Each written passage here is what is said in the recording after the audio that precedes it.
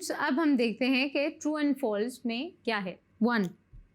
The 1962 Constitution asserts that Islam is the basis of Pakistan.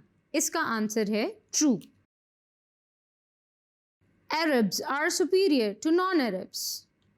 और ये statement है false. The Prophet, peace be upon him, was offered the seat of governmental authority at Makkah in the 3rd year of prophethood. The answer is true. Number 4. An Islamic state can be established merely by proclaiming Islamic law. The answer is false. Nizam-e-Zakat was implemented on 20th June 1980. The answer is true. So students, इस तरह हमारा true and false के question भी ख़त्म होता है। अब हम चलते हैं शॉर्ट आंसर्स की तरफ।